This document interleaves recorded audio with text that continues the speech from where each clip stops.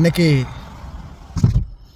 சர்ஃபான் BA vlog மற்றும் Sarfan always with you 1 number channel 3 number channel return தந்திருக்கிறாங்க. சரியாக இரவு 9:30 சேனலை வந்து ரிட்டன் தரும்போது யூடியூப்பால்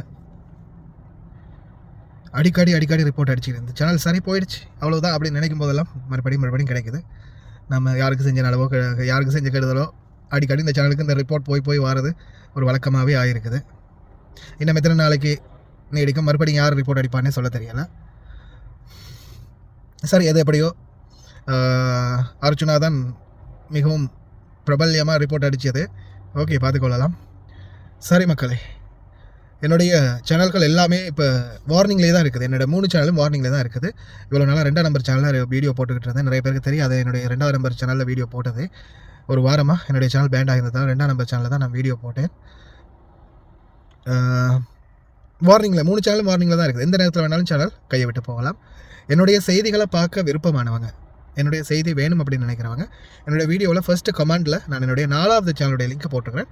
ஒரு சார் வந்து சப்ஸ்கிரைப் பண்ணி சப்போர்ட் தந்துருக்கிறாங்க.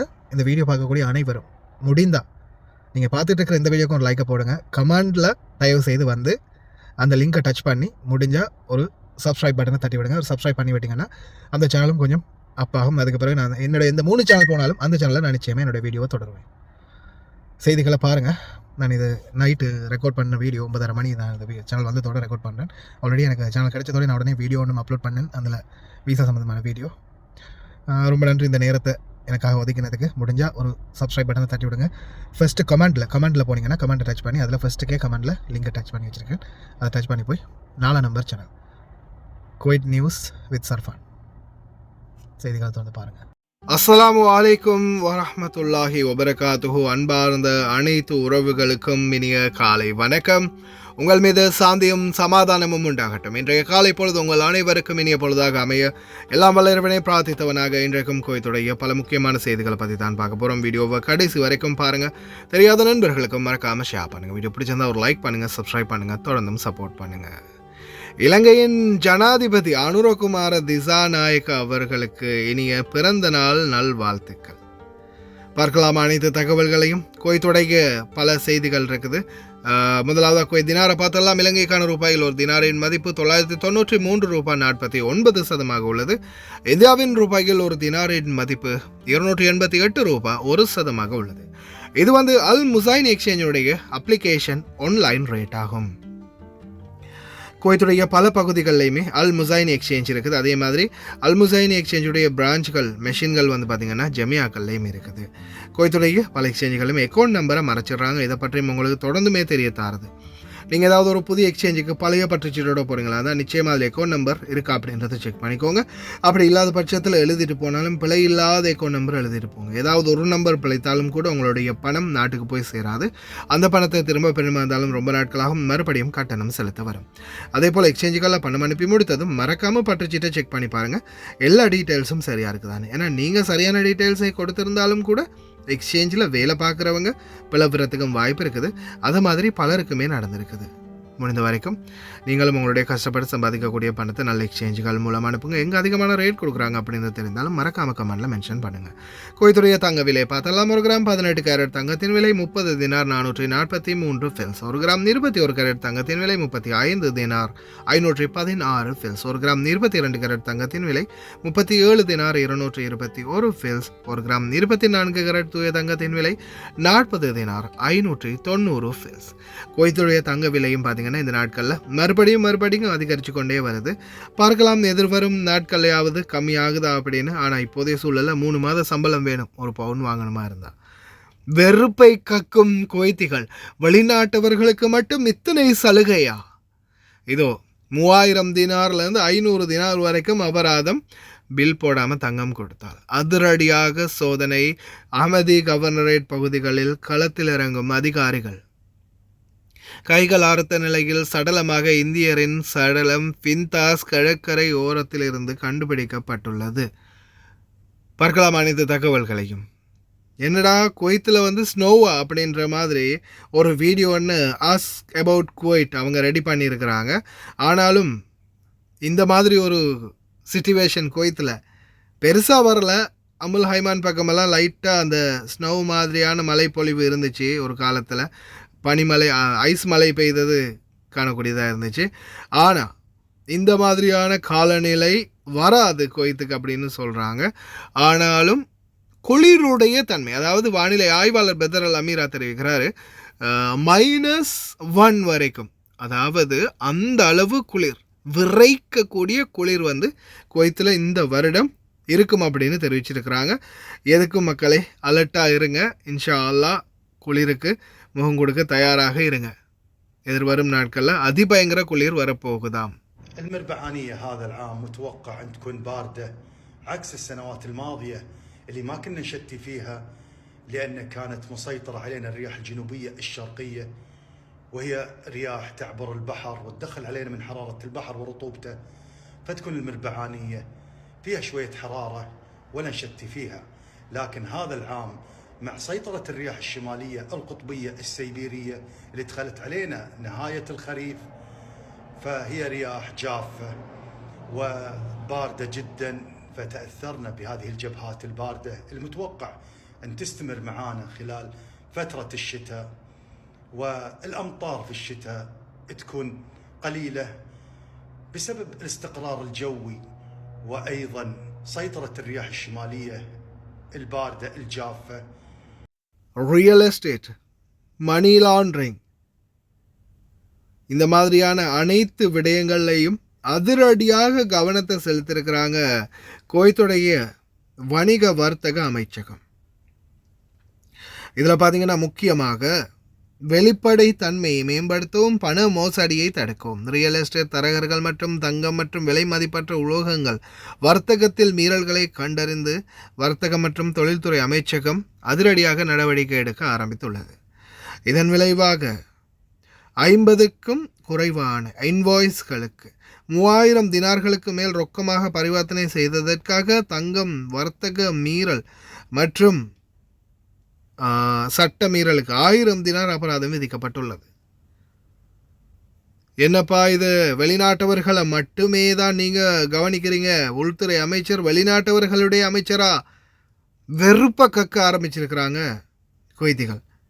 வருகை வீசாவை வதிவிட அனுமதியாக மாற்றக்கூடிய 5 வழிகள் அப்படின்ற அந்த சிஸ்டம், அதாவது விசிட் வீசாவில் வந்து அதை வந்து மறுபடியும் ஒர்க்கிங் வீசாவை மாற்றுறதுக்கான அந்த அனுமதியை கொடுத்ததுக்கு அப்புறமா குவைத்திகள் தங்களுடைய வெறுப்பு அந்த மாதிரி கக்குறாங்க. ஏன்னா என்ன, வெளிநாட்டவர்களுக்கு மட்டும் அரசாங்கம் தாராளமாக இருக்குது, அதே குவைத்தி குடிமக்களுக்கு வந்து ரொம்ப கராராக இருக்குது. 10 வருடம் 20 வருடம் 30 வருடம் இந்த நாட்டுக்காக உழைச்சி இந்த நாட்டிலேயே வாழ்ந்த எத்தனையோ பேர் பெதூன்கள், அதே மாதிரி குவைத்திய கல்யாணம் முடித்த வெளிநாட்டவர்கள், இவங்களுக்கெல்லாம் குடியுரிமையை பறிக்கிறீங்க, பணம் கொடுக்காம அவங்கள இந்த நாட்டை விட்டு விரட்டுறீங்க, எல்லாம் செய்கிறீங்க. அதென்ன வெளிநாட்டவர்கள் மட்டும் விழுந்து விழுந்து கவனிக்கிறீங்க. இன்னைக்கு கொஞ்சம் நாளை குவைத்திகளுடைய வெறுப்பை நல்லா பார்க்கலாம். ஏன்னா அந்த அளவுக்கு இந்த விசிட் வீசாக்களை அனுமதி கொடுத்ததில் இருந்து மிச்சம் ரொம்ப கோபமாக இருக்கிறாங்க உள்துறை அமைச்சரோட. எது எப்படியோ அல்ஹம்துலில்லாஹ் நிறைய பேருக்கு இனிமேல் இந்த விசிட் வீசாவில் வந்து இங்கே ஒர்க்கிங் வீசாவில் மாற்றக்கூடிய வாய்ப்பு கிடைச்சிருக்குது. இது சம்மந்தமாக நேற்று நான் ஃபுல் வீடியோ ஒன்று போட்டுக்கிறேன். யாரும் பார்க்கலைன்னா சேனலில் நீங்கள் பார்த்துக்கிட்டு இருக்கிற வீடியோவுக்கு கீழே தான் அந்த வீடியோ இருக்குது. சேனலில் போய் டச் பண்ணி பாருங்கள். இன்னும் நிறைய தகவல்கள் அதில் நான் டச் பண்ணியிருக்கிறேன். அகமதி கவர்னரேட் பகுதிகளில் தொடர்ந்தும் வயலேஷன்ஸ்கள் முடக்கப்பட்டு வருகின்றன.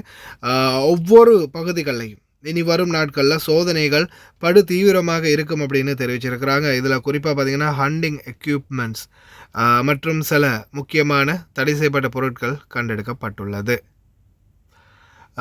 அடுத்ததாக ஃபின்டாஸ் பகுதிகளில் நடந்த ஒரு சம்பவம்.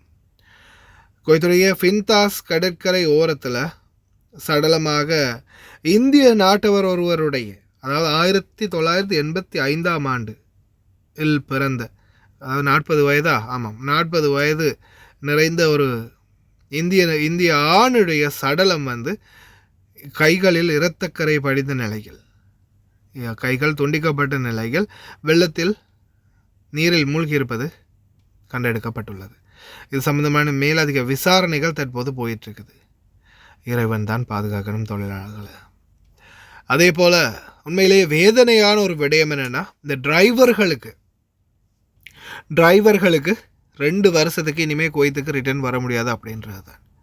குவைத்திலேருந்து ஷூனோ காதிமோ 2 வருஷத்துக்கு கேன்சல் போனீங்கன்னா திருப்பி புதிய விசாவில் வர முடியாது. ஒஃபிஷியல் அனௌன்ஸ்மெண்ட் இப்போ தான் வெளியாகி இருக்குது. 36 சிறுவர்கள் கைது செய்யப்பட்டிருக்கிறாங்க. 23,000 வயலேஷன்ஸ் பதிவாகி இருக்குது குவைத்தில் இந்த வாரத்துக்குள்ளே மட்டும். அதே மாதிரி டிரைவர்கள் ரொம்ப கவனம். வாகனங்களை தயவு செய்து நெருக்கி வாகனம் ஒரு வாகனத்திலே கதவு திறக்கிற மாதிரி நெருக்கி பார்க்கிங் பண்ணாதீங்க. இதோ மாமா ஒருத்தர் வீடியோ போட்டிருக்கிறாங்க பாருங்கள் எப்படி வண்டியை நிறுத்தி வச்சுட்டு போயிருக்காங்கன்னு. இப்படி நிறுத்திட்டு போனால் எப்படி நான் வண்டியை திறந்து உள்ளே போகிறது அப்படின்ற மாதிரி. அதால் ரொம்ப கவனம். வாகனம் எப்போயுமே இடைவெளி விட்டுக்கோங்க.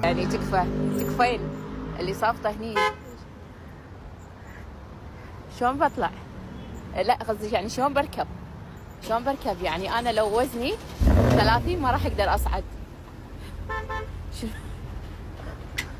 قسما بالله انا لو وزني 20 ما راح اقدر اركب سيارتي من كثر الصفطه الخايسه اللي صافطتها. يعني الناس تصفط بس مو بهالطريقه. انا اول ما وصلت النادي وصلت ما كان يمي احد، وانا دائما لما اصفط اراعي ان ما حد مثلا يبطل باب سيارته ويزلق لي سياره ولا يحك لي سياره، اخاف على سيارتي، فدائما اسوي مسافه مع اليمي. انت يوم جيت صفطت ايش تفكرين فيه؟ ما تدرين في ادميه اوادم بيفتحون باب السياره ويركبون؟ يعني الله اعطانا عقل، اعطانا مخ نفكر فيه. انت ما تخافي على سيارتك. ابطل المشكله ما اقدر ابطل الباب، المشكلة ما قدرت أبطل الباب. الله يخليكم إنه تصفطون بنات، إذا وصلتوا النادي راعوا إنه في أوادم في بشر صافطين يمكم. شو الصفطة تنرفز بس شو أسوي يعني؟ والله ضحكت عليها والله العظيم. يعني شنو هذا؟ صدق شنو هذا؟ லயன் எக்ஸ்பிரஸ் கார்கோ நம்பகமான கார்கோ. இதோ நீங்களும் தொடர்பு கொண்டு உங்களுடைய கார்கோ பொருட்களை அனுப்பலாம். 90 93 61 67 தொடர்புக்கான இலக்கம் 66 16 84 14. இன்னும் ஒரு இலக்கம் 55 17 27 47.